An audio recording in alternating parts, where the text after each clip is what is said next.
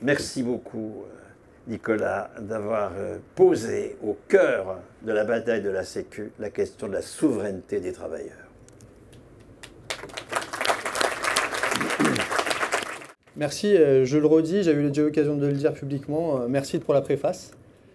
Je voudrais donc maintenant revenir peut-être en arrière, ou en tout cas changer un peu la façon dont la question se pose, puisque Bernard l'a bien dit, pour moi l'enjeu c'était de distinguer l'état social de l'auto-organisation des travailleurs, que j'appelle dans le livre la sociale. Bernard l'a présenté un peu comme un résultat, et donc il est parti dans sa démonstration comme un résultat. Pour moi, ce n'est pas un résultat. Pour moi, c'est le résultat de mon travail que j'essaie de présenter dans le livre. Donc moi, mon point de départ, ce n'est pas d'arriver en disant « je vais distinguer ça et ça ». Moi, c'est quelque chose que j'apprends dans le processus de réflexion sur la construction du système de santé. Parce que la façon dont j'entame mes réflexions, qui vont contribuer donc à nourrir cet ouvrage, c'est une question qui est très naïve. Et je pense qu'elle peut en rassembler beaucoup d'entre nous. Alors évidemment, Bernard, tu rassembles immensément d'entre nous. Mais une question, à mon avis, qu'on se pose tous, quel que soit l'endroit d'où on vient, c'est finalement, mais comment ils ont fait en 45 pour 45-46, on viendra dans la discussion après là-dessus, hein, sur la différence. Mais comment est-ce qu'on fait en 45 pour imposer cette chose-là? Parce que si on réfléchit 2 secondes, moi, comme vous, j'imagine, j'ai grandi dans un contexte intellectuel, médiatique, académique à l'université, où finalement, la sécurité sociale, c'est génial, mais il y a des charges sociales qui pèsent sur les entreprises. Elles ont une compétitivité, du coup, qui est problématique dans la concurrence internationale. Et finalement, la Sécu, c'est vachement bien, mais on peut plus la payer. Et donc, je grandis. Alors, évidemment, médiatiquement, c'est encore pire, parce qu'on va aller encore plus durement contre les principes de la Sécu, en disant, oui, mais en plus, il y a de la fraude, il y a des abus, et tout ça fait que finalement, la Sécu, c'est vachement bien, c'est une bonne idée. Mais si on veut la sauver, il faut la réformer. Moi, j'ai grandi comme ça, en me disant, mais oui, c'est vachement bien, mais c'est vrai que bon, voilà. Et donc, c'est vraiment ce contexte intellectuel de formation avec lequel je pars, mais progressivement, notamment quand je deviens fonctionnaire et que je deviens salarié à vie, je me pose d'autres questions, et je me pose une question qui est très naïve. Pourquoi aujourd'hui, finalement, alors qu'on n'a jamais été aussi riche, historiquement, hein, on va voir ce que nous donne la crise présente, hein, pourquoi aujourd'hui on ne pourrait pas étendre la sécurité sociale pour tout le monde, mais aussi pour ceux qui en ont le plus besoin? Pourquoi on ne pourrait pas l'étendre alors qu'on n'a jamais été aussi riche? Et pourtant, cette institution dont on nous parle, et à laquelle on est tous particulièrement attachés, elle est née en 45. Et 45, c'est quoi? 45, c'est la fin de la guerre. C'est un moment de paupérisation extrêmement important. Il y a des destructions, on sort appauvri de la guerre plutôt qu'enrichi. Les gens mangent avec des tickets de rationnement jusqu'en 49. La situation n'est pas bonne. Et pourtant, et c'est ça la question naïve, ils font la Sécu. Elle n'était pas moins nécessaire en 39, avant le début de la guerre. Et ils la font en 45. Comment on explique ça? Comment on explique que quelque chose qui est impossible devient possible? Et en fait, on peut se poser la question pour les jours présents.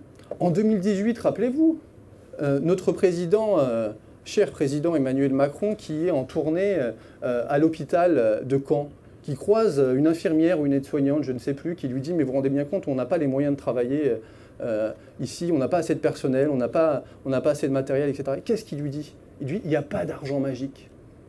Alors on se dit « bon, ouais, bah, peut-être qu'il n'y a pas d'argent magique ». Et pourtant, 2020, en plein confinement, on arrête l'économie, donc moins de rentrées, moins de ressources, moins d'impôts, moins de cotisations pour la Sécu, et plus de dépenses, parce qu'on va étendre les droits en, par exemple, remboursant les vaccins, en augmentant les professionnels de santé avec le Ségur de la santé. Évidemment, la politique menée à ce moment-là est très contestable par plein d'aspects, mais on voit bien qu'il y a moins de ressources, et pourtant, il y a plus de dépenses.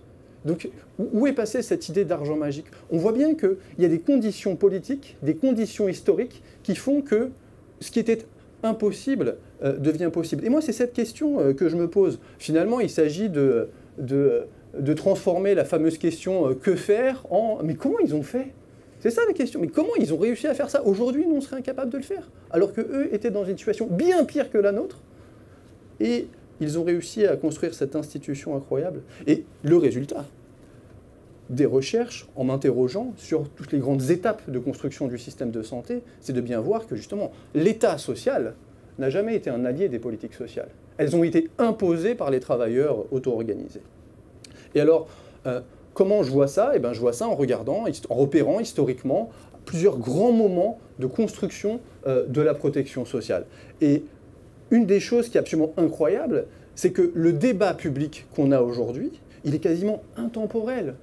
Les questions qu'on se pose aujourd'hui de savoir, mais finalement, si on fait une protection sociale généreuse, est-ce qu'on ne va pas avoir des problèmes de compétitivité internationale? Est-ce que ça ne va pas inciter à la fraude des assurés, à la paresse, etc. etc. En fait, c'est des questions qui sont complètement intemporelles. Et c'est le point de départ du bouquin, dès la Révolution française, pour des raisons précises, je commence à la Révolution française, on se pose la question de savoir s'il ne faut pas mettre en place un État social, une forme de protection sociale publique obligatoire. Alors pourquoi c'est à ce moment-là que commence le bouquin? Pour une raison assez simple, parce qu'à ce moment-là, on arrive au bout d'un processus qui voit les institutions féodales habituellement chargées de s'occuper du soin s'effondrer. C'est l'Église, principalement l'Église, avec le passage progressif du féodalisme au capitalisme. Eh bien, cette institution, l'Église, s'effondre. En particulier à la Révolution française, où elle perd tous ses biens, elle perd le bénéfice de la dîme, et donc l'Église, qui s'occupait principalement de l'hôpital, ne peut plus le faire. Et donc on se pose la question, c'est une des nombreuses questions qu'on se pose et que se posent les révolutionnaires, mais c'est du coup, si c'est plus l'Église qui le fait, comment on va faire en sorte pour prendre en charge les plus pauvres d'entre nous, ceux qui en ont le plus besoin, etc., etc. Et se pose déjà la question de l'État, d'une façon extrêmement contemporaine. Est-ce que l'État doit mettre en place une politique sociale obligatoire? Et en particulier pour la santé, on se pose la question, est-ce que dans chaque département, est-ce que dans chaque canton, il ne doit pas y avoir un officier de santé appointé par des deniers publics avec le droit de donner à des gens malades de la nourriture ou éventuellement des médicaments? Donc il y a une réflexion qui est extrêmement avancée. Et des réflexions critiques aussi extrêmement avancées. Et tout de suite, on va dire quoi? Et ce sera la solution qui sera prise en fin de révolution. On va dire, oui, mais si on fait ça, alors on va inciter à la paresse. On va nuire à la libre prévoyance. Et en fait, sortant de cette période révolutionnaire, on a un paradoxe incroyable. L'Église qui s'occupait de la charité se retrouve extrêmement affaiblie. Elle reste encore très puissante, mais par rapport à la situation précédente, elle est extrêmement affaiblie. Et on a la masse de la population, travailleuse, ouvrière ou agricole, qui a besoin de soins, et d'autant plus besoin de soins que les façons de travailler évoluent, avec l'industrialisation notamment. Et quelle réponse elle a? D'un côté, elle a le patronat, le capital, qui refuse évidemment de remettre en cause sa façon d'organiser le travail dans les entreprises, dans les fabriques. Et de l'autre côté, il y a un État qui refuse de mettre en place une politique sociale ambitieuse. Et donc c'est bien pris dans cet étau entre l'État et le capital que les premières institutions autogérées de protection sociale vont se développer. Ces institutions, à cette époque-là, c'est les sociétés de secours mutuels. Je pense que ça, c'est quand même un résultat qui, moi, m'a beaucoup surpris et qu'il faut avoir en tête. Un refus de l'État, évidemment, et un refus du capital. Donc les gens s'auto-organisent, pas parce qu'ils ont une meilleure théorie révolutionnaire, pas parce qu'ils ont plus réfléchi, pas parce qu'ils sont plus vertueux, mais parce qu'ils n'ont pas le choix. Parce que les représentants, l'État, ne veut pas mettre en place de politique sociale ambitieuse. Parce que le capital refuse qu'on remette en cause sa souveraineté sur l'organisation de la production.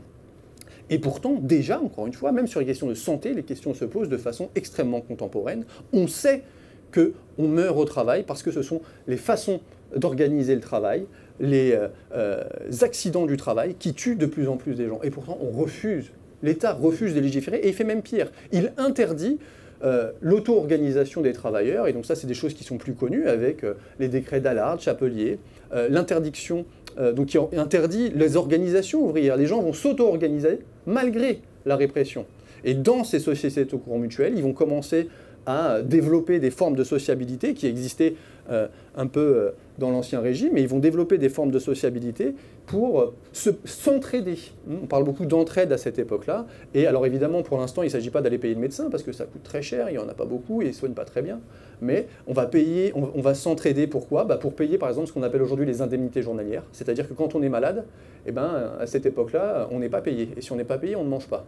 Donc pour s'entraider d'un point de vue financier, pour s'entraider lorsqu'il y a un camarade qui meurt et donc lui payer ses funérailles. Donc au début, c'est des formes de socialité très faibles, mais qui sont aussi un lieu de subversion de l'État et du capital, parce qu'on se rend bien compte que le monde tel qu'il va n'est plus acceptable. Et donc, malgré les interdits, on utilise ces sociétés de secours mutuels comme des petits comités de lutte, comme des syndicats avant l'heure, qui seront autorisés, légalisés par l'État uniquement à la fin du siècle. Donc, c'est ça que j'appelle dans le bouquin la sociale. Alors, il ne s'agit pas de faire un néologisme pour le plaisir, hein. C'est simplement l'idée de dire qu'il y a une auto-organisation qui se fait contre l'État et contre les capitales, par nécessité. Et alors, qu'est-ce qui va se passer progressivement? C'est qu'évidemment, ces mutuelles vont se développer, elles vont avoir une forme qui est ambivalente. Même l'État va se poser la question de savoir, mais finalement, est-ce que je ne peux pas récupérer ce truc-là?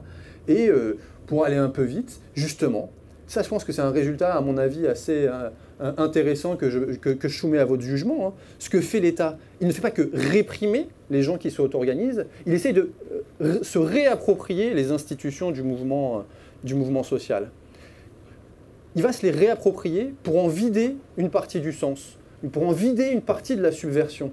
Et ça va être sous l'Empire, en 1852, avec un décret impérial qui va enfin légaliser les mutuelles, mais sous deux statuts différents. Un statut de mutuelle approuvé, c'est-à-dire approuvé par les autorités d'Empire, et un statut de mutuelle autorisé, c'est-à-dire qu'elles ont simplement le droit d'exister. Et alors la différence est très importante, puisque les mutuelles approuvées par l'Empire, elles ont droit à beaucoup d'avantages financiers et matériels en échange d'un contrôle politique. Dans ces mutuelles, le directeur, ce sera soit le maire, soit le curé. Dans ces mutuelles, il va y avoir un grand nombre de membres honoraires. Qu'est-ce que c'est? C'est des notables qui donnent de l'argent sans pour autant recevoir des prestations, simplement pour contrôler politiquement ce qui se passe dans ces mutuelles, qui peuvent être des comités de lutte. Et donc, c'est déjà le langage de l'incitation contre le contrôle politique. Et alors, étonnamment ou pas, le statut des mutuelles approuvées, au début, pas approuvé, mais autorisé et plébiscité. Qu'est-ce que c'est que ce statut des mutuelles autorisé? C'est simplement la possibilité de faire une mutuelle, mais sans absolument aucun avantage, et même en pointant le regard de la préfecture sur les travailleurs qui s'auto-organisent. Et ils vont être de plus en plus, ceux-là, surveillés, parce qu'ils refusent le contrôle politique. Et on voit bien que la stratégie de l'État, ce n'est pas uniquement la répression, c'est aussi la réappropriation et la subversion politique des institutions ouvrières et des institutions du travail en général. Et c'est ce qui va se passer plus tard, j'y reviendrai, avec le régime général de 1945, il en a beaucoup parlé, Bernard. On crée une institution subversive de tout ce qui existe auparavant, et la première chose que va faire l'État, c'est pas du tout de faire des réformes économiques, c'est de récupérer le pouvoir politique. Et ça change tout, on va le voir. Alors ça, c'est ce qui se passe au 19e, et en fait, donc les gens s'auto-organisent, et à la fin du 19e siècle, on se rend compte que dans les statistiques publiques, l'État social n'existe toujours pas, puisqu'il lutte contre toutes ces formes d'auto-organisation. Quand est-ce que naît l'État social? L'État social naît avec les guerres, et les guerres totales de la Première et la Seconde Guerre mondiale. On a souvent cette idée que finalement l'État social va connaître une naissance progressive avec du consensus, du compromis, des débats. Et en fait, c'est pas du tout comme ça que ça se passe. Il y a un sociologue qui s'appelle Numa Murad qui explique, il a une belle formule, qui dit que l'État social jusqu'en 1914, ça n'existe que dans les discours. Puisque toutes ces questions se posent, mais l'État ne veut pas mettre en place des politiques sociales en faveur des ouvriers. Et donc, quand on regarde les statistiques publiques, l'État social n'existe pas. Ce qui va forcer l'État à bouger, ce qui va forcer l'État à imposer des politiques sociales dont il ne voulait pas, c'est la guerre. Parce que la guerre va changer la façon même de penser et d'organiser la société. Donc là, je m'appuie sur plein de travaux plus ou moins récents, beaucoup récents, certains un peu plus anciens, en sciences sociales, qui expliquent... Définit la guerre totale. Ah oui, la guerre totale, pardon, merci Bernard. la guerre totale, c'est un type spécifique de guerre. Les guerres traditionnelles, ce sont des guerres qui sont localisées, qui sont faites de façon séparée par rapport au reste de la société. Les guerres totales, ce que les historiens, les politistes appellent la guerre totale, c'est un type particulier de guerre qui engage l'ensemble de la société. Le soldat, bien sûr, mais aussi le citoyen. Le cas archétype des guerres totales, c'est évidemment les guerres mondiales, puisque tout le monde est mobilisé à l'avant et à l'arrière. Et donc ça va changer complètement la façon de penser le social, et ça va construire des concepts comme l'unité nationale, etc., etc. Alors, quand on regarde concrètement dans le champ des politiques sociales, comment naissent ces politiques? Eh bien, elles naissent effectivement, les politiques sociales de l'État, dans le cadre de la préparation, de la conduite et des conséquences de la guerre. Alors, je donne un exemple sur la question de la préparation de la guerre. Les premières politiques qui sont destinées aux familles, donc pour l'accueil des enfants, pour le congé des mamans, elles sont très liées à des problématiques militaires. À la fin de la guerre avec l'Allemagne en 1870, alors il y a évidemment l'épisode de la Commune, j'y reviens pas ici, je reviens dans le bouquin, il y a une peur terrible de nos élites dirigeantes, c'est la prochaine guerre, et comment est-ce qu'on va faire pour gagner la prochaine guerre. Et une des thématiques très importantes du débat public, c'est la dépopulation. En fait, en France, il y a plus de naissances, et en France, il y a moins de naissances qu'en Allemagne. Et donc, vous avez des gens très importants, des ministres, des premiers ministres, qui disent « Mais comment on va faire pour gagner la prochaine guerre si en France, on a moins de soldats qu'en Allemagne ?» Et donc, les premières politiques destinées aux familles, elles vont naître dans ce contexte-là, en grande partie, c'est-à-dire faire en sorte qu'il y ait plus d'enfants, parce que l'enfant, c'est le futur soldat. Et donc, il y a plein d'associations qui se développent à cette époque, notamment des associations créées par des soldats. Par exemple, le capitaine Simon Maire, qui explique que oui, il faut rendre aux mères le cadeau fabuleux qu'elles font à la nation, c'est-à-dire le soldat. Ça, je donne d'autres exemples, c'est la préparation. Donc, l'État social, il faut prendre ça en considération. L'État social, l'État, va s'intéresser à la politique sociale pour les jeunes enfants, pour les mamans. Pourquoi? Parce qu'il y voit un intérêt, lequel? Celui d'aller à la guerre. Donc on voit bien que l'État social ne vous veut pas du bien. Et c'est comme ça que naissent ces premières politiques sociales. À quel moment on va avoir une accélération de ces politiques sociales? C'est bien évidemment au moment de la guerre. Quand la guerre est déclenchée, la place qu'occupe l'État dans l'économie va changer radicalement. Souvent, en tout cas moi c'est comme ça que j'ai appris mes cours d'histoire quand j'étais au lycée, on apprend cette idée que finalement les guerres c'est des périodes particulières entre des moments de paix. C'est des parenthèses. Alors qu'en fait pas du tout. Les guerres, et en particulier les guerres totales qu'on connaît au début du XXe siècle, elles vont radicalement changer la façon de concevoir l'économie, alors qu'auparavant, il y avait cette objection libérale qui faisait que l'État ne voulait pas s'investir massivement dans l'économie. Désormais, comme il y a la guerre, on ne peut pas laisser faire le marché pour gagner une guerre. Et donc, il va falloir centraliser les ressources, centraliser les décisions, et ce qui était impossible va devenir possible. Par exemple, la création de l'impôt sur le revenu. On doit la création de l'impôt sur le revenu à la Première Guerre mondiale. L'impôt sur le revenu est en discussion en France depuis la naissance de la Troisième République. Et les députés parlent, et ils parlent beaucoup. Il y a beaucoup de discussions, beaucoup de débats. Mais à quel moment il va y avoir une accélération de l'histoire, et à quel moment on va enfin mettre en place cet impôt sur le revenu? C'est durant l'été 14. Au moment où commence la guerre, c'est à ce moment-là que va être mis en place l'impôt sur le revenu. Et donc tout un tas d'institutions qui sont structurantes pour l'économie telle qu'on la connaît aujourd'hui, elles naissent dans des moments de guerre. La guerre change le rapport entre l'État et l'économie, et on a une centralisation, une mise au premier plan de l'État, qui va devoir organiser les combats pour gagner. Donc je passe maintenant aux conséquences. Évidemment, je reviens beaucoup plus dans le détail dans le bouquin là-dessus. Mais ce qui va faire, du point de vue des politiques sociales, l'essentiel des dépenses de l'État social, c'est les conséquences de la guerre. Puisque quand on va à la guerre, évidemment, il y en a beaucoup qui ne reviennent pas. Et parmi ceux qui reviennent, il y a beaucoup de blessés. Il y a des veuves, il y a des orphelins. Il y a énormément de destruction. Eh bien, tout ça, ça a créé des conditions sociales absolument explosives. L'État ne peut pas rien faire. Et donc, qu'est-ce qu'il fait?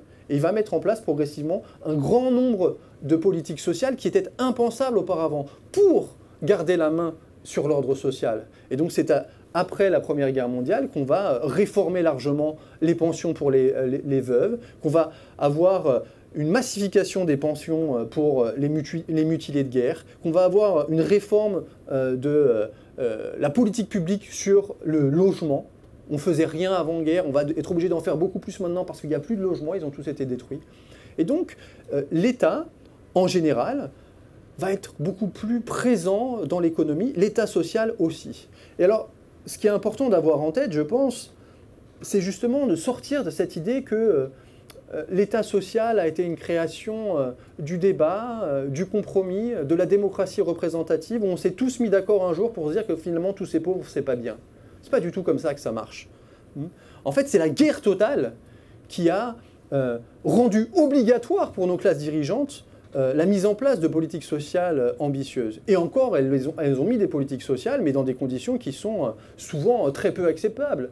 Je pense par exemple aux politiques sociales d'après-guerre sur le handicap, où il y a des lois qui viennent favoriser l'accès à l'emploi des travailleurs en situation de handicap, mais uniquement si le handicap est dû à la guerre, pas pour tous les travailleurs handicapés. Donc on voit bien la logique étatique qui est derrière la politique sociale. Donc souvent on dit, quand on a des discussions sur l'État, que oui c'est vrai, l'État a une main droite, c'est l'armée, ça va être la police. Je vous invite d'ailleurs à regarder les bouquins de Serfati et de Paul Rocher à ce sujet. Mais l'État a aussi une main gauche. Et donc on ne peut pas jeter tout l'État, on ne va pas jeter le bébé avec l'eau du bain. Ben, en fait, la main gauche et la main droite, historiquement, sont inextricablement liées. Et pas pour l'intérêt de la majorité des travailleurs. Donc ça, c'est ce qu'on observe, c'est ce qu'on peut dire de la naissance de l'État social. Et ce qui est incroyable, c'est cette opposition entre État social et la sociale. Elle va se rejouer, en particulier en France, pendant la Seconde Guerre mondiale. Pourquoi ? Parce que la Seconde Guerre mondiale en France, elle est très particulière. Parce qu'il y a un grand pôle, évidemment, collaborateur, avec l'État social, Vichy, mais il y a aussi une grande partie de la population qui résistait avant-guerre, qui va continuer à résister durant la guerre, et donc qui va avoir un poids considérable sur la façon dont on va organiser l'économie et la société au sortir de la guerre. Donc, la guerre en France, elle a ceci de particulier qu'il y a un pôle collaborateur et un pôle résistant, et donc que c'est très difficile pour tout un tas de militants, pour tout un tas de gens qui ont tout simplement souffert de la répression étatique avant la guerre, et même souvent après la guerre. Il faut beaucoup de temps, par exemple, pour libérer des militants communistes alors que la guerre est finie ou en passe de l'être. Eh bien, tous ces gens, quand on va leur dire maintenant l'État est revenu, et souvent avec une épuration finalement qui est très très faible, eh bien, ils ne vont pas l'accepter. Et donc, il va y avoir une mobilisation dès au sortir de la guerre, dès la libération, contre les politiques étatiques. Et une manifestation de cela, ça va être la création du régime général dont a beaucoup parlé Bernard tout à l'heure. Le régime général en France, ce n'est pas une nationalisation de la politique sociale, au sens où c'est l'État qui va décider de politique sociale publique. C'est une socialisation, au sens où ce sont les travailleurs auto-organisés qui vont avoir le pouvoir sur cette protection sociale publique. Ce n'est pas l'État qui décide, c'est les travailleurs. Alors pas tout seul, avec plein de limites, et on pourra y revenir. Mais il faut bien avoir ça en ligne de mire. Par exemple, à Renault, eux, ils vivent une nationalisation. Et les travailleurs de Renault, ils savent comme c'est dur cette nationalisation, puisqu'ils vont être tout de suite réprimés. Les travailleurs dans les entreprises nationalisées, en règle générale, ça ne va pas bien se passer pour eux. De toute façon, ce n'est pas eux qui décident, et l'État n'a pas forcément les mêmes vues que ce que pourraient avoir les travailleurs sur ces entreprises. Et donc, évidemment, là encore, il faut sortir de cette idée d'un grand compromis d'après-guerre, la réalité de l'après-guerre. Les raisons pour lesquelles on fait le régime général n'ont rien à voir avec le compromis, elles ont tout à voir avec le conflit. La première raison, tout simplement, c'est le conflit armé. L'état du débat, si on parlait de débat, l'état des connaissances, l'état de l'expertise est globalement le même en 1939 et en 1945. Donc on ne s'est pas plus mis d'accord parce qu'on a eu de meilleurs arguments en 1945 plutôt qu'en 1939. Hein. Donc la première raison pour laquelle la Sécu, la bataille de la Sécu, c'est quelque chose de conflictuel, c'est parce que ça vient après la guerre. Et la deuxième raison, c'est parce qu'il y a une opposition absolument fondamentale sur la façon dont on va organiser cette sécurité sociale. Et je voudrais insister là-dessus, peut-être pour finir. L'enjeu, c'est pas l'argent. L'enjeu, en fait, l'enjeu principal des classes dirigeantes, c'est très rarement l'argent. On l'a vu au moment du confinement en 2020. Macron, il a sorti les sous. Qu'est-ce qu'il n'a pas fait? Il n'a pas donné le pouvoir aux travailleurs. Il n'a pas donné le pouvoir aux gens de décider quelle serait la bonne politique de santé. Il ne nous a même pas demandé notre avis. Les syndicats, les partis politiques ont été à peine consultés. En plus, on était sur régime de... alors, je ne me rappelle plus comment ça se passe. C'est le Conseil des ministres qui était un conseil de guerre permanent. Je ne me rappelle plus le nom technique exactement. Le Conseil de défense sanitaire, merci. Donc, où en fait, personne n'était au courant de rien. Et il a sorti l'argent. Ce qu'il n'a pas autorisé, c'est une remise en cause du pouvoir de l'État social. Donc, il y a une extension de l'État social. Eh bien, en 1945, c'est pareil. Souvent, Bernard polémique avec cette idée qu'il y a des gens qui disent, et c'est le débat public qui dit beaucoup, que c'était finalement un grand consensus après-guerre. Ben, en fait, quand on regarde les historiens, même les historiens sont d'accord pour dire qu'il n'y avait pas de consensus après-guerre. S'il y a un consensus, à la limite, c'est sur le fait de dire qu'il faut étendre la protection sociale. Ça, c'est un consensus, c'est-à-dire donc plus d'argent, ok, mais c'est pas ça le problème. Là où il va y avoir, et là tout le monde le reconnaît, un débat absolument, enfin un débat, non, une conflictualité absolument acharnée, c'est sur le contrôle politique de l'institution, le régime général. Puisque Bernard l'a dit, j'y reviens pas tout à l'heure, l'originalité du régime général, c'est le pouvoir qui est donné directement aux ouvriers. Et tout ça, eh bien, les maîtres d'avant-guerre n'en veulent pas. Pourquoi? Parce que c'est eux qui contrôlaient les institutions de la protection sociale auparavant. Le régime général, qui va être mis en place en 1946 par la CGT, parce que la CFTC ne veut pas participer, donc tout seul, les CGTistes vont mettre en place toutes les caisses au niveau local, régional et national. Qu'est-ce que ça change? Qu'est-ce qu'elles reprennent et qu'est-ce qu'elles subvertivent? Bon, vous avez compris, je suis un peu dyslexique. Elles reprennent... C'est gentil. Elles reprennent les assurances sociales de 1928-1930, qui concernaient les retraites et la santé, mais qui étaient dirigées par les mutualistes, et l'État en partie. Elles reprennent les caisses d'accident du travail de 1898, qui étaient dirigées par le patronat et les assureurs capitalistes, et les caisses d'allocation familiale, qui étaient dirigées essentiellement par le patronat. Donc ce régime général, il reprend tout ça, sauf qu'il vire les anciens maîtres qui dirigeaient ces politiques sociales, et qui les utilisaient pour évidemment monter les ouvriers les uns contre les autres, hein, pour faire du dumping social, etc., etc. Et le régime général, évidemment, va avoir une opposition de tous ces gens-là. Opposition du patronat, qui veut avoir plus de place, opposition des mutualistes, qui sont complètement liquidés, ou presque, opposition des assureurs capitalistes qui avaient les accidents du travail, opposition du clergé, qui avait encore du poids dans de nombreuses caisses. Donc dès le début, et on pourrait même dire dès avant le début du régime général, il y a un grand vent d'opposition contre le fait que ce soit des ouvriers qui dirigent pour eux-mêmes leur caisse de sécurité sociale. Et donc il faut aussi se défaire de cette idée qu'il y a eu un grand consensus sur des politiques d'État social en 1945 et que, pas de chance, dans les années 70, il y a une crise pétrolière et dans les années 80, c'est le tournant néolibéral. Il ne s'agit pas de dire qu'il ne se passe pas des choses à ce moment-là. Il s'agit surtout de dire que l'opposition, elle n'attend pas ce moment-là.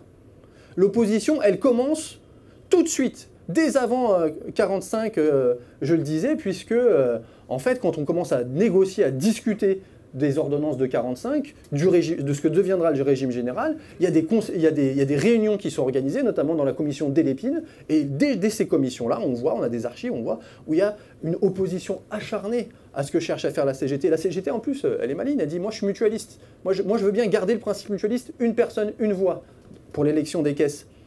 Sauf que, évidemment, une personne, une voix, c'est-à-dire que c'est les ouvriers qui dirigent tout. Et donc elle sera remise en cause, elle n'aura pas une personne, une voix, elle aura 3 quarts, 1 quart. Les patrons, qui sont que quelques-uns, auront 1 quart des sièges. Et encore, ce ne sera pas dans toutes les caisses. Parce que dès le début, et ça, Bernard le montre bien dans ses bouquins, dès le début, il y a des défaites. Il ne faut pas attendre le tournant des années 80. Et alors, je vais finir là-dessus. Quelle est la première chose que va chercher à faire l'État il va chercher à se réapproprier la Sécu. Et il ne va pas attendre, comme je l'ai dit tout à l'heure, les années 80. Dès le début, il y a la production d'argumentaires contre le régime général, contre la sécurité sociale. 1949, j'en parle pas mal dans le bouquin, un premier débat pour se poser la question, mais finalement, est-ce que c'est bien raisonnable d'avoir une Sécu ? Surtout quand il y a des ouvriers japonais qui se nourrissent d'un bol de riz comme leurs ancêtres. Je reprends une citation d'un député de l'époque. Donc là, le truc de « ah oui, la compétitivité, la concurrence internationale », ça ne veut pas dire que c'est faux aujourd'hui, mais ça veut dire que c'est un argument de toujours. Parce que des bons arguments pour remettre en cause des institutions révolutionnaires, il y en a toujours. D'accord. Évidemment, les abus des assurés. 49, on est déjà là sur les abus des assurés. Les soins de santé, je parle de ce qui me concerne, sont à peine assurés en 49. En 49, l'État n'ouvre pas les vannes. L'État, il organise plus facilement la construction de cliniques que d'hôpitaux publics. Les médecins, on va parler des médecins puisqu'en ce moment il y a une grève des médecins libéraux, mais les médecins, ils refusent la Sécu, de toute façon ils l'ont toujours refusé. Alors quand je dis les médecins, c'est la majorité des médecins, c'est ceux qui sont en position de décider, parce qu'il y a toujours eu aussi des médecins très militants qui se sont investis dans des centres de santé, qu'ils soient municipaux ou bien mutualistes. Mais l'immense majorité des médecins, en tout cas ceux qui sont représentés dans les institutions, sont contre la Sécu. Dès 45, et il faut attendre les années 60 pour que le tarif devienne opposable. Donc l'opposition, elle est massive et dès le début. Il ne faut pas attendre les années 80. L'État, pour appliquer sa politique, qui n'est pas une politique contre le capital, mais qui est une politique avec le capital, la première chose qu'il va faire, ça ne va pas du tout être de faire des réformes économiques. Ça va être de faire des réformes dans l'ordre du pouvoir. Il va se réapproprier l'institution. La création de l'école de Saint-Étienne contre la FNOS, la Fédération nationale des organismes de sécurité sociale, qui est une invention de la sociale, des ouvriers qui s'auto-organisent. Ils ont plein de caisses, les ouvriers. Et ils disent, ça serait quand même bien qu'on s'organise pour savoir un peu ce qu'on va faire. Et ils créent cette institution, la FNOS, dans laquelle ils vont discuter de comment on va gérer les caisses, avec quel but, comment on va pouvoir s'organiser, comment on va se former. Ils vont publier un journal dont le nom m'échappe, tu le diras peut-être tout à l'heure. Saint-Étienne, le N3S, est construit contre ça. Plus tard, on va avoir 69, les ordonnances Jeannet, le fameux Jeannet, mais sous gouvernement de Gaulle, 67, le fameux de Gaulle qui est à l'origine de la création de la sécurité sociale. La première chose, évidemment tout ça est faux, hein, la première chose qu'il fait en 67, c'est le paritarisme. Il enlève le pouvoir, il enlève l'originalité du régime général de 45. Les ordonnances Juppé de 95. D'abord, il y a une reprise en main du pouvoir politique. Parce qu'on ne peut pas favoriser aussi facilement qu'on le veut la forme de protection sociale des élites, des classes dirigeantes, si elles n'ont pas le contrôle politique. Parce qu'il y a des ouvriers en face qui ne se laissent pas faire. Et donc c'est grâce à la reprise en main politique qu'il va être possible d'organiser une protection sociale qui existe telle qu'elle existe aujourd'hui, avec un État social très puissant, qui s'entend très bien avec un capital qui se développe avec l'industrie pharmaceutique, avec les cliniques, qui se développe avec les assureurs, avec les mutuelles. Et donc, plutôt que de voir une opposition entre l'État et le capital, il faut y voir une alliance. Et face à l'État et au capital, l'enjeu du livre, c'est d'essayer de dire que il faut faire revivre la sociale. Merci beaucoup à vous deux pour cette intervention très riche. Moi, je me suis procuré le livre il y a peut-être 2 semaines, mais de façon totalement fortuite. En fait, je me baladais dans une librairie et puis je suis interne en fait d'anesthésie et je suis avec mes camarades justement jeunes internes aussi. Et je voulais justement m'informer par rapport à tout ce concept de financement de la Sécu, etc. Parce que voilà, je pense que tout le monde sait aujourd'hui l'état de l'hôpital public en France. Et moi, depuis que j'ai fini mes études et que je travaille à l'hôpital, tous les jours je déchante mais totalement des conditions de travail, des lits qu'on ferme. En ce moment, je suis en réanimation, on ferme des lits parce qu'il manque de personnel et compagnie. Enfin, je m'interroge beaucoup. Et je vous avoue que je suis même dans une optique de me dire pourquoi rester en France, pourquoi pas voir dans d'autres pays comment ça se passe, comment ça fonctionne.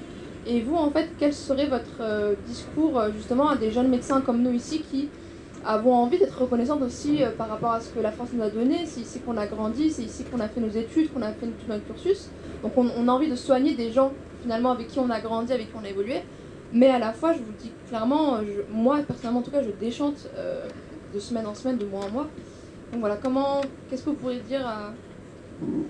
Merci beaucoup.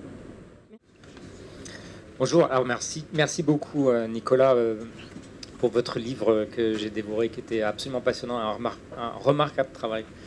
Deux petites questions très rapides. La première, c'est, vous parlez de l'auto-organisation des travailleurs. On ne lit pas souvent, ou on n'entend pas souvent décrire quel était le contenu concret de cette auto-organisation. Les travailleurs étaient élus. À quel travail ils étaient avant? Est-ce qu'ils arrêtaient leur travail pour faire des missions d'organisation de la sécurité sociale? Est-ce qu'ils étaient payés pour le faire? À quel genre de tâches? Ce serait intéressant, je pense, de donner un visage plus concret à cette auto-organisation dont on parle moins de manière concrète. La deuxième remarque, c'est un petit peu en rebond sur la question qui a été posée avant. J'ai absolument adoré votre dernier chapitre du livre, qui est assez corrosif sur ce qui s'est passé pendant la Covid. Je vous parlerai éventuellement après, si on peut se voir 5 minutes, d'un article que moi-même j'ai écrit sur le financement de l'hôpital. Et il me semble que on pourrait aller peut-être même encore plus loin que ce que vous faites, me semble-t-il, à propos des questions de financement, puisque vous dites finalement, et vous soulignez très bien notamment une question sur le trou de la Sécu, en disant finalement on nous parle du trou de la Sécu, mais en réalité vous remarquerez que quand les déficits s'accentuent, c'est à chaque fois dans des périodes économiques désastreuses, donc finalement c'est assez normal, l'économie va mal et donc les rentrées de la Sécu vont mal. J'ai envie de faire un pas de plus, et qu'on fait grâce à Bernard Friot, me semble-t-il, c'est de dire que, parce que quand on en reste là, on reste quand même dans l'idée qu'il faut avoir produit des richesses ailleurs pour que la sécurité sociale soit financée. Or, me semble-t-il, ce que les travaux de Bernard Friot ont montré, c'est le contraire, c'est-à-dire que la sécurité sociale est financée par elle-même, c'est-à-dire que la production des soignants a une valeur monétaire et qu'elle est tout simplement écrite dans les cotisations sociales.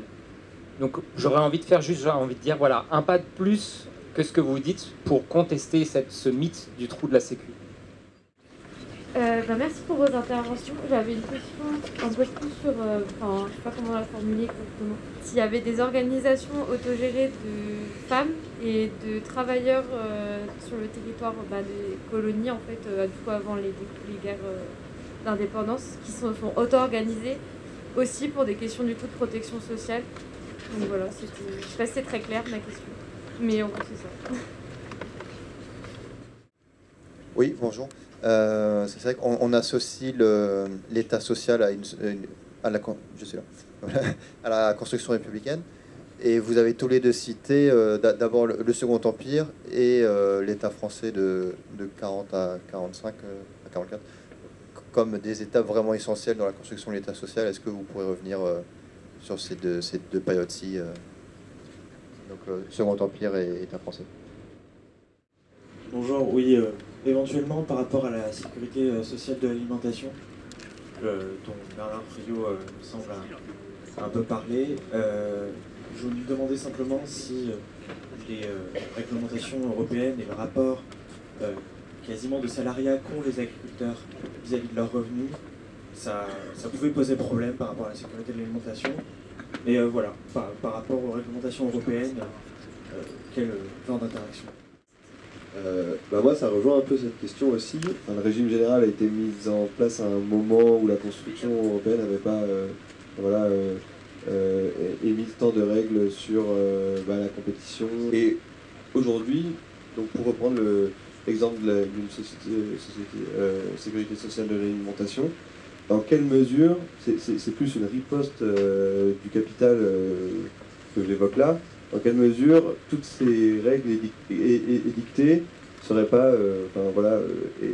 édifiées devant toute tentative de création d'un marché, une sécurité sociale de l'alimentation, d'un marché communiste en marge du marché capitaliste.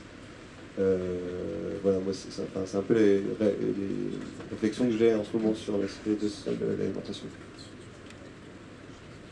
Comment ça se fait, j'ai peut-être pas très bien compris, mais comment ça se fait que les ancêtres des mutuelles, donc, si j'ai bien compris les sociétés de secours mutuelles, soient devenues des objets, enfin des organisations aussi capitalistes aujourd'hui? Comment ça se fait?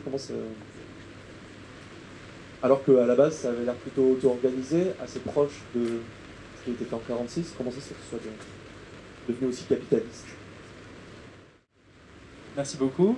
J'ai l'impression, en fait, il y a une espèce de jeu de... Si je comprends bien un peu l'histoire, c'est un peu un jeu de subversion. En fait, chaque camp se subvertit. Le camp communiste va subvertir des institutions capitalistes comme les caisses de sécurité sociale organisées, gérées par les patrons pour reprendre le pouvoir politique et le subvertir. Et puis, par exemple, l'État social va subvertir les caisses de mutualité en institutions capitalistes, c'est ce qu'on voit aujourd'hui. Et quelles sont un peu les perspectives que nous, on aurait aujourd'hui pour subvertir de nouveau les institutions présentes et se le réapproprier. Voilà.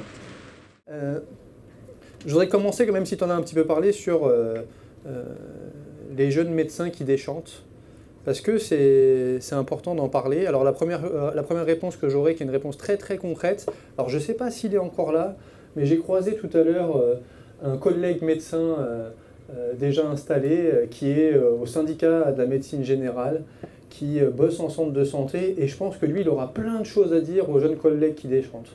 Beaucoup plus pertinent que moi, hein, j'imagine. Ça, c'est très pratique. Ensuite, peut-être d'un point de vue plus général, en fait, je veux dire, quand on rentre dans des organisations comme l'hôpital, éventuellement même en libéral, quand on ouvre un cabinet en généraliste, par exemple, mais aussi quand on a un poste à la fac, quand on rentre dans une administration, en fait, on est beaucoup à déchanter.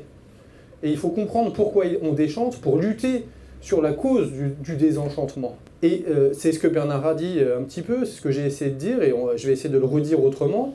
En fait, on déchante. Pourquoi? Parce que dans notre travail, alors évidemment, on n'a pas les moyens, alors qu'on pourrait les avoir, ça j'y reviendrai après, mais surtout, on n'a pas de maîtrise sur notre travail. On ne décide pas de notre travail. Et ça a beaucoup à voir avec le cœur même de l'État social.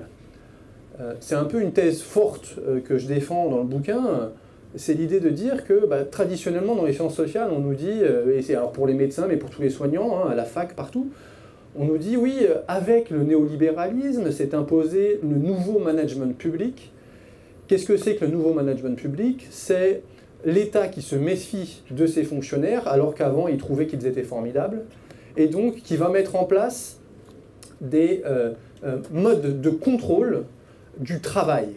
Alors dans la santé, ça a plein de noms de code, hein. Ça s'appelle la T2A, ça s'appelle la rémunération sur objectif de santé publique, ça va être les grilles Agir, ça va être tout un tas d'indicateurs de productivité, des normes, des protocoles. Et en fait ça, on le vit dans plein de boîtes, hein, même privées, hein.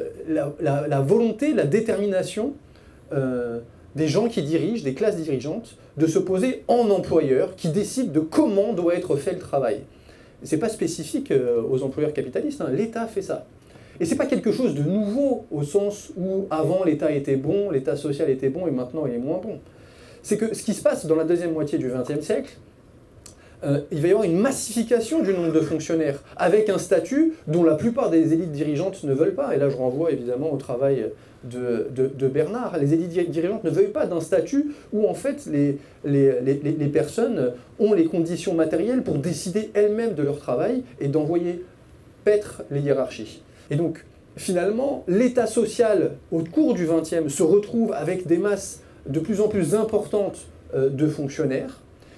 Et le problème, c'est qu'ils sont indisciplinés, à son goût. Ils sont indociles. Les gens, les médecins, dans les hôpitaux, les travailleurs des hôpitaux, en fait, ils sont indociles parce qu'on n'a pas moyen de faire pression sur eux. Et c'est pour ça qu'on va inventer, que l'État social va inventer tout un tas de stratégies pour avoir le contrôle sur eux. Les profs à la fac, c'est super chiant parce que ça travaille sur ce que ça veut et des fois, ça travaille sur des trucs un peu critiques. Bon, alors ce qu'on va faire, c'est qu'on va essayer de mettre tout le poids que l'on peut sur les carrières, de façon à ce que les chercheurs cherchent bien, c'est-à-dire pas dans des directions qui peuvent être nuisibles à l'ordre social.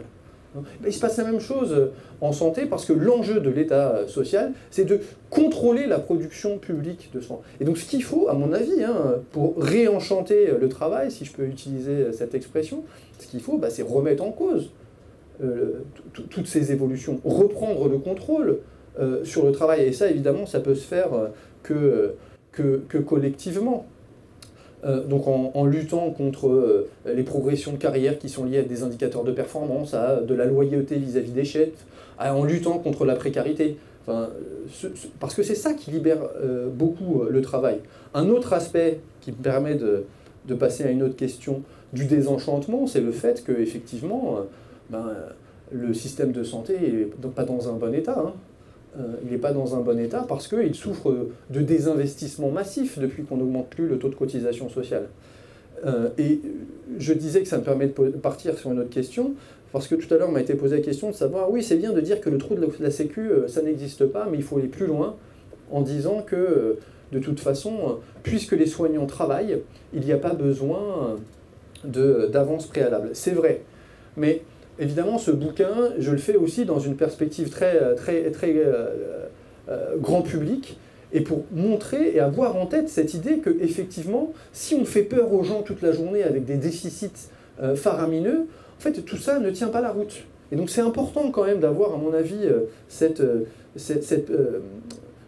pédagogie, cette démonstration de dire que depuis que le régime général 46, depuis que le régime général existe, on lui reproche d'être en permanence en déficit. Alors que ces déficits, soit ils n'existent pas, soit il est créé par l'État.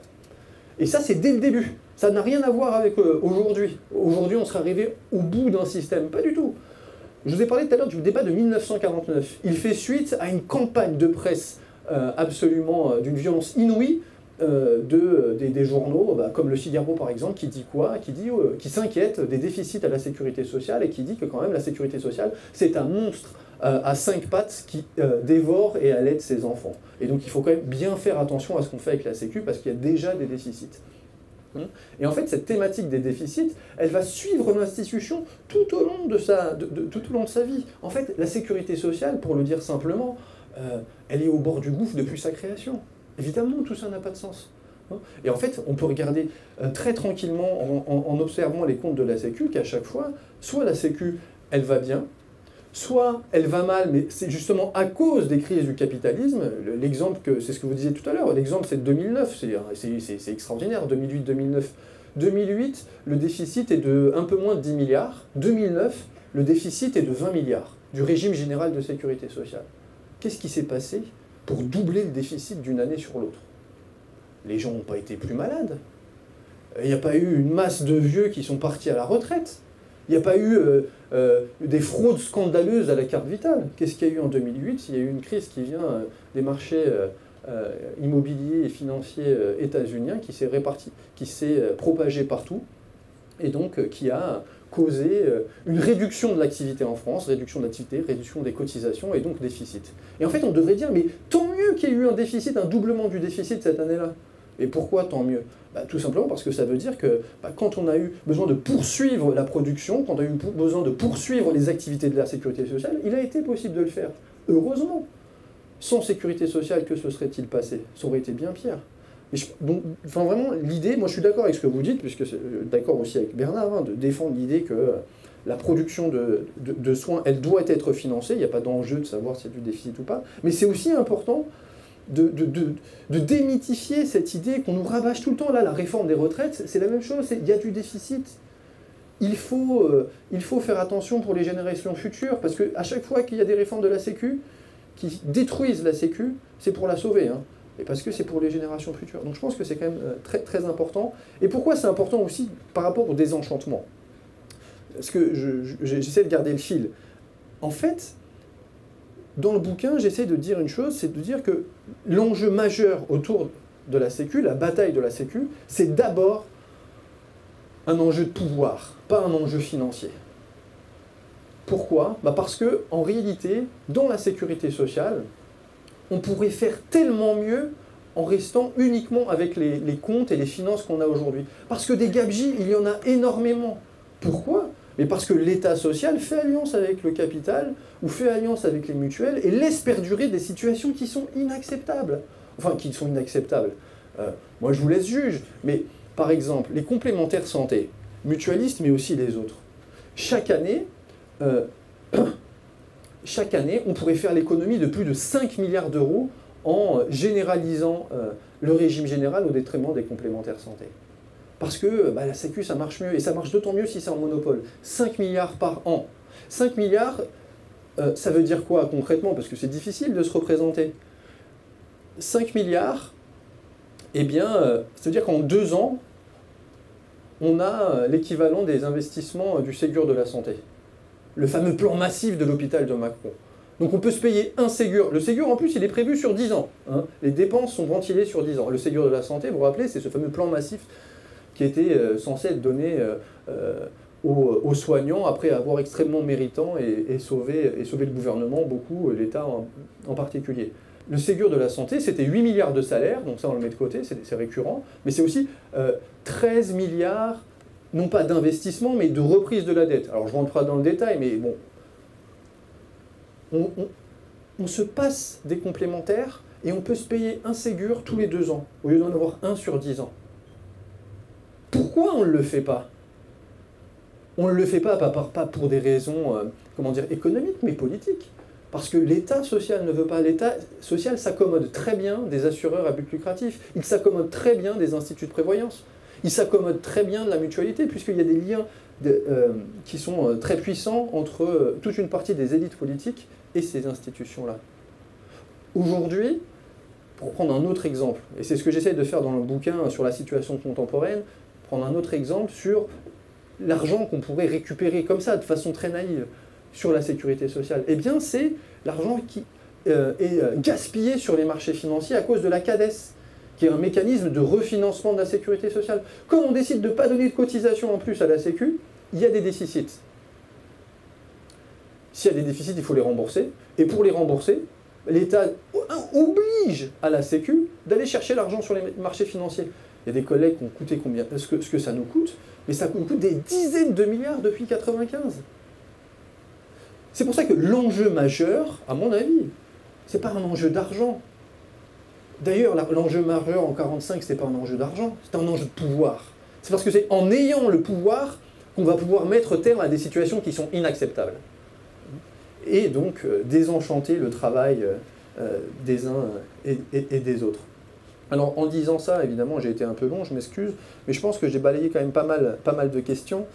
Sur la construction européenne, est-ce que finalement la construction européenne, c'est pas une arme pour lutter contre nos luttes? Je vais un peu vite, mais c'est ça. Mais évidemment. Et puis dès le début, je parlais du débat de 49, il est incroyable. Allez sur Gallica, c'est un site internet où il y a toutes les archives des débats. Essayez de le trouver, ce débat, écrivez-moi, je vous donnerai la référence. Mais c'est incroyable. Vous voyez des députés qui sont déjà en train de dire... oui, mais vous qui voulez la construction européenne, c'est un député, disons, de centre-droit qui parle à un député SFIO. Oui, vous qui voulez la construction européenne, comment vont faire nos entreprises quand elles seront en concurrence avec les autres entreprises européennes? Bon, qu'est-ce que ça montre, ça? Ça montre que nos élites politiques, nos classes dirigeantes, elles sont extrêmement bien informées de ce qui se passe, de comment ça marche. Ils ne sont pas bêtes. Moi, je ne suis pas du tout partisan de cette idée sur laquelle nos classes dirigeantes sont bêtes. Et au contraire, l'un des enjeux de la construction européenne, c'est bien de faire ce marché commun, qui est une formidable machine à remettre en cause des conquêtes populaires. Et pourtant, ils le font, le marché commun, et ça n'empêche pas le régime général de continuer sa progression. Donc évidemment qu'il y a des forces sociales en face qui vont lutter contre toutes les propositions alternatives. C'est évident. Et c'est pour ça qu'il faut s'organiser en face. Peut-être... Second Empire, État français. Ah oui, le Second Empire et l'État français. Et la République. Le sens de la question, c'était de dire quelle analyse on peut avoir de ces choses-là. Moi, j'ai une analyse qui concerne déjà mon champ. Donc évidemment, je ne vais pas donner un jugement général sur l'Empire, la République et bien sûr l'État. Mais concernant mon champ, en fait, et d'un point de vue purement de ce qui se passe historiquement, pas d'un point de vue théorique, parce qu'il y a plein de théories de la République, de l'État, etc., eh bien, à ces moments-là, l'État, qu'il soit républicain ou du Second Empire, c'est pas un allié des classes dominées. Hein. Le 19e siècle, c'est le siècle des misérables, pour reprendre le mot d'Hugo, et c'est pas plus le Second Empire que... la Troisième République qui va mettre en place des politiques sociales qui sont des politiques sociales de progrès. D'ailleurs, j'ai parlé tout à l'heure du décret de 1852 sur les mutuelles, et ça va me permettre de répondre peut-être aussi à une autre question. En fait, ce décret de 1852, c'est un décret de l'Empire, les classes populaires et dit on va autoriser les mutuelles, parce que les mutuelles, à cette époque-là, c'est un lieu de socialisation important, de démocratisation et d'organisation de la lutte. Je l'ai expliqué tout à l'heure. Et ils disent déjà, il y a déjà des débats. Moi, je vous invite à lire Bernard Gibault, qui est l'un des grands spécialistes des questions de mutuelles, de l'histoire de la mutualité et des assurances, et qui explique très bien par le menu comment déjà la Deuxième République se dit oui, on va autoriser les mutuelles, mais il faut quand même qu'on puisse garder le pouvoir politique sur les mutualistes. Et est-ce que ça ne doit pas être le président de la République qui nomme les directeurs de mutualité? En fait, il va se passer la même chose sous l'Empire, sauf que ça va être l'empereur. Alors évidemment, ce n'est pas l'empereur directement, il y a tout un tas d'institutions entre l'empereur et les mutuelles, mais c'est ça l'idée. Parce que, et ça me donne l'occasion de dire quelque chose, ce livre, j'essaie de l'inscrire aussi dans comment dire, la discussion, le débat, que je ne cherche pas du tout à clore, pas du tout, mais entre démocratie et représentation. C'est-à-dire le débat de fait de savoir comment est-ce qu'on organise le politique. Et est-ce qu'on organise le politique par des systèmes représentatifs où on confie à des experts ou à des politiciens la conception et l'application des politiques? Ou est-ce que, et donc c'est une question qui se pose dès les événements révolutionnaires de 1789, est-ce qu'on accepte ce que c'est que la démocratie, c'est-à-dire l'exercice du pouvoir par les intéressés directement? De mon point de vue, le régime général, les premières sociétés de secours mutuels, ce qui se passe sous la Commune, ça relève de la démocratie. L'État social, c'est le régime représentatif. C'est-à-dire, on va déléguer à des experts, des gens qui en plus, il ne s'agit pas de les critiquer en tant que tels, mais c'est des gens qui sont dans l'État social, qui sont des cadres, des experts, des hauts diplômés, et qui vont mettre en place une politique sociale pour tous les autres, avec une capacité de les remettre en cause pour la population qui est assez faible finalement. Et d'ailleurs, l'État va se doter de tout un tas d'institutions qui vont être chargées de définir et d'appliquer les politiques sociales en dehors de toute forme de démocratie possible, parce qu'on nous parle beaucoup de démocratie sanitaire, mais par les associations de patients, les patients eux-mêmes, on ne leur demande jamais, par exemple, s'il faut dérembourser les rendez-vous non programmés. Là, c'est l'une des les rendez-vous auxquels les patients ne vont pas. Vous savez, là, le mouvement de médecins libéraux qui est en grève, il dit qu'il faut faire payer aux patients et à la Sécu lorsqu'ils ne viennent pas au rendez-vous qu'ils ont programmé. Les patients, on ne leur demande jamais leur avis, on ne sait même pas pourquoi. Alors évidemment, il peut y avoir une justification du point de vue des médecins, mais est-ce qu'on s'est interrogé de savoir pourquoi les patients ne vont pas au rendez-vous? En fait, on se rend compte il y a quelques recherches, je ne sais pas si elles font le tour de la question, mais qui montrent qu'en fait, les personnes qui manquent les rendez-vous, beaucoup, elles les manquent parce qu'elles sont dans des situations de précarité importantes, parce qu'elles ont d'autres rendez-vous, par exemple à la préfecture, et qu'il faut ordonner les temps qu'ils ont. Donc tout ça pour dire quoi? Tout ça pour dire que, évidemment, l'État, qu'il soit républicain ou du Second Empire, a toujours eu, dans les domaines qui m'intéressent, une forme de révulsion pour des formes démocratiques.